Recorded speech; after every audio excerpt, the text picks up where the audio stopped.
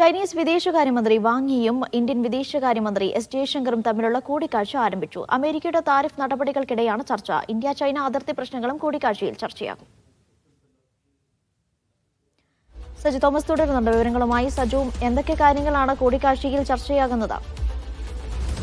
അനിഷ, പ്രധാനമായിട്ടും ഇന്ത്യയും ചൈനയും തമ്മിലുള്ള അതിർത്തി പ്രശ്നങ്ങൾ അത് പരിഹരിക്കാൻ വേണ്ടി കഴിഞ്ഞ വർഷവും പ്രധാനമന്ത്രിയും ചൈനീസ് പ്രസിഡന്റും തമ്മിൽ കൂടിക്കാഴ്ച നടത്തിയിരുന്നു. അതിന്റെ ഒരു തുടക്കം അല്ലെങ്കിൽ അതിന്റെ ഒരു ബാക്കിപത്രം എന്ന് തന്നെയാണ് ഇപ്പോഴും ചില ചർച്ചകൾ നടന്നുകൊണ്ടിരിക്കുന്നത്. പ്രത്യേകിച്ച് അമേരിക്കൻ താരിഫുമായി ബന്ധപ്പെട്ടുള്ള കാര്യങ്ങളൊക്കെയും ചർച്ചയാവുന്നുണ്ട്. എന്തായാലും വിദേശകാര്യ മന്ത്രി തലത്തിലുള്ള ചർച്ചകളാണ് ഇപ്പോൾ പ്രധാനമായിട്ടും ഡൽഹിയിൽ പുരോഗമിച്ചുകൊണ്ടിരിക്കുന്നത്.